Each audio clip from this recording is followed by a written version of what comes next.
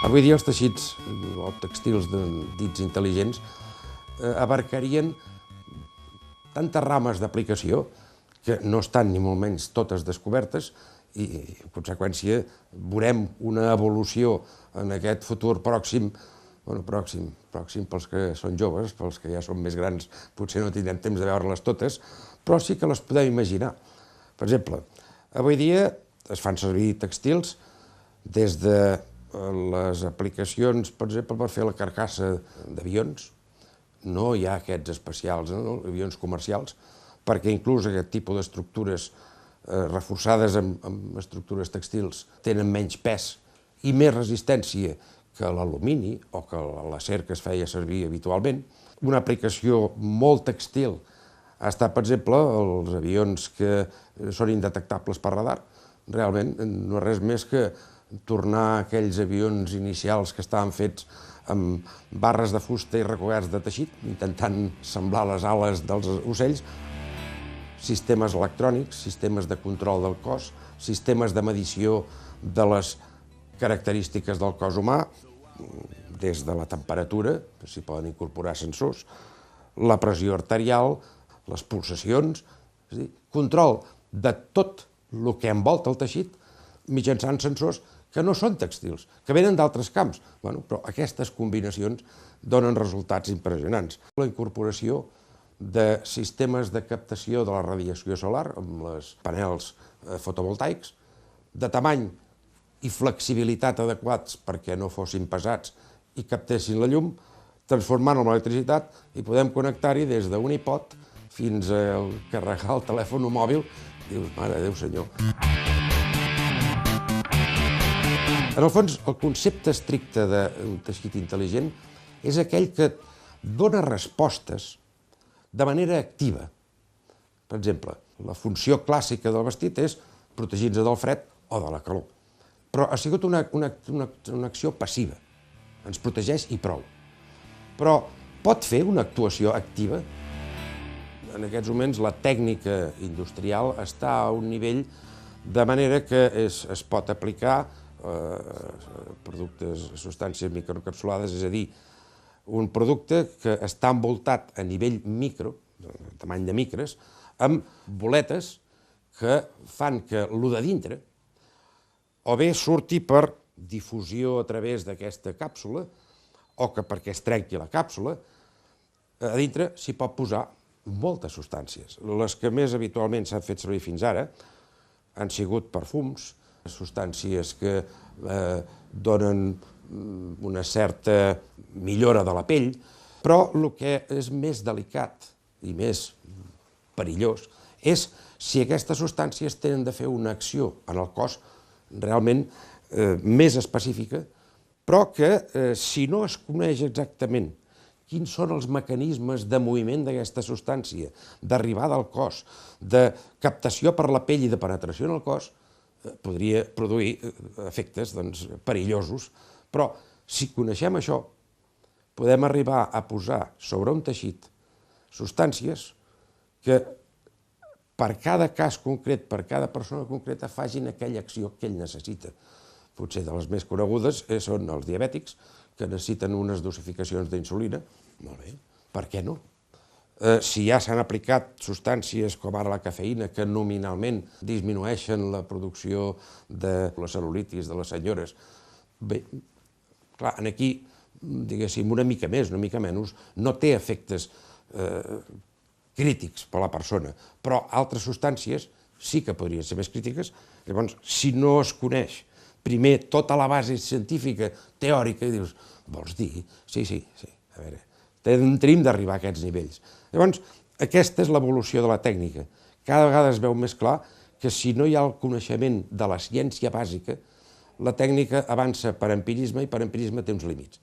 En canvi, si ho fem amb coneixements científics de veritat, cada vegada s'obre més la possibilitat de conèixer i d'aplicar més tecnologies.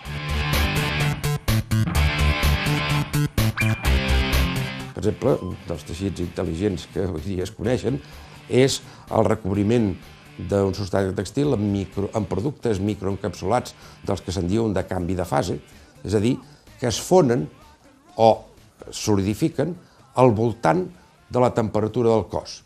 En aquests casos, el teixit té una resposta activa. Si l'exterior és molt calent respecte al cos, ell absorbeix aquesta escalfor, es fon i la temperatura del cos no canvia. I es manté a la pròpia del cos, no a l'exterior. O al revés. Per conseqüència, tindrem un regulador tèrmic que, a veure, no substituirà el propi cos, que té la pell, el greix, etc., que fa aquesta funció, però sí que contribuirà. En aquests moments aquí a l'Institut s'està plantejant, estem col·laborant en un projecte sol·licitat a la Generalitat per dissenyar millor la vestimenta dels bombers, no estudiant cada capa per separat, sinó estudiant-les totes juntes. De manera que el conjunt de capes, amb el mínim pes i amb la mínima molèstia i amb el màxim confort, donin la igual o millor protecció de la que tenen ara. I no em digueu que l'activitat d'un bomber no també té el seu risc. Bé, sí, són tantes les coses on podem parlar de teixits intel·ligents com a resposta activa enfront de situacions externes. Els teixits sembla que aguantin o que acceptin o que contribueixin molt favorablement a aplicar coses que inicialment no es havien imaginat. I com que la imaginació del ser humà no té límits, doncs penso que per aquesta via tampoc tindrem, de moment, no veig límits.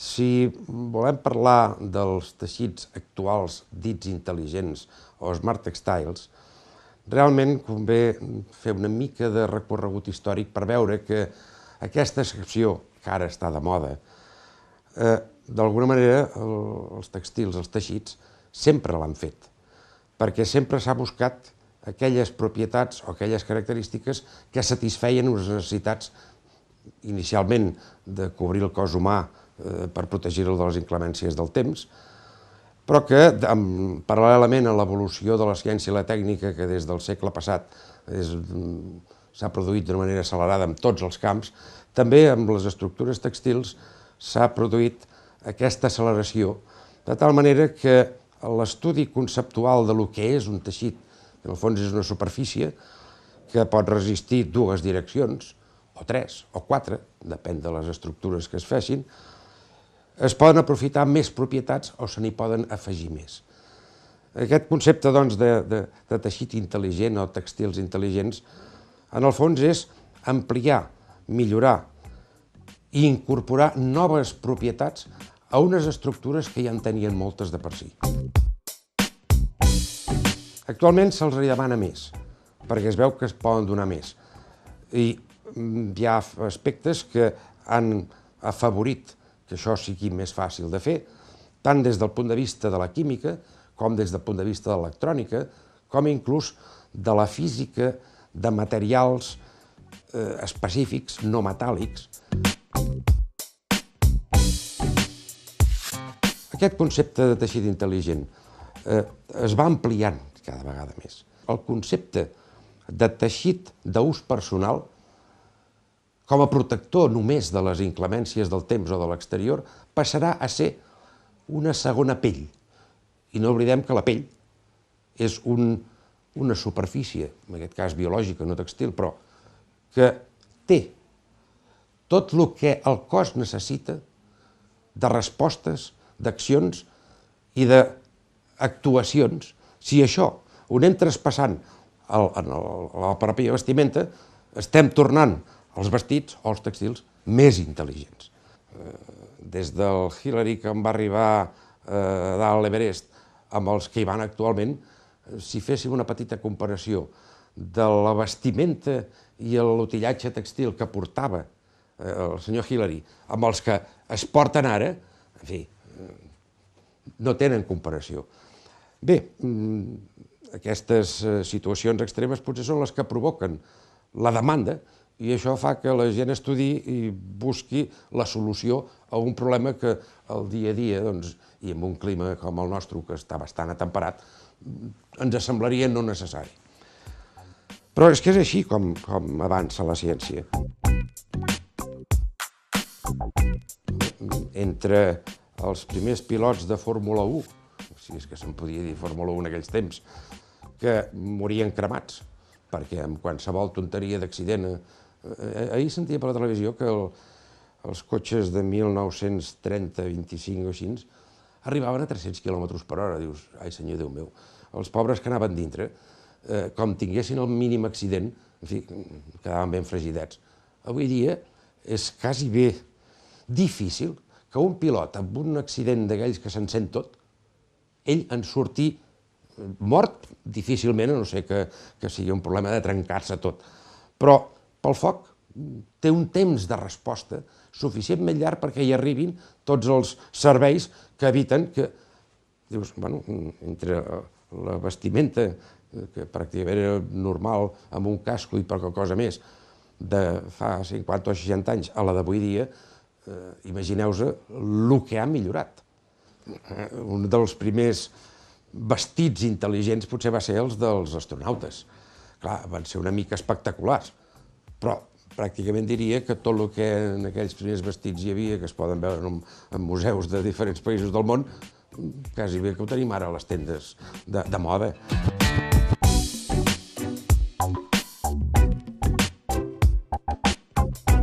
Sense aquest tipus d'infraestructures, les coses no avançarien tan de pressa. Però, bueno, jo diria que em sembla que avui dia a nivell mundial la societat en general està convençuda que l'avenç del coneixement és imprescindible. A veure, jo no sé, però si penso en els besavis nostres, per ells un canvi que es produís en 20 anys era acceptable. Avui dia, sobretot els més joves, ja esperen que cada dia hi hagi coses noves, però és que aquestes coses noves no surten de l'aire del cel, surten precisament de l'avenç de la ciència, que es transforma molt ràpidament en tecnologia i en productes finals i en propietats finals que abans tardaven 50 anys en produir-se i ara es produeixen en 5 anys. Jo diria que el futur és molt optimista pels substractes tèxtils.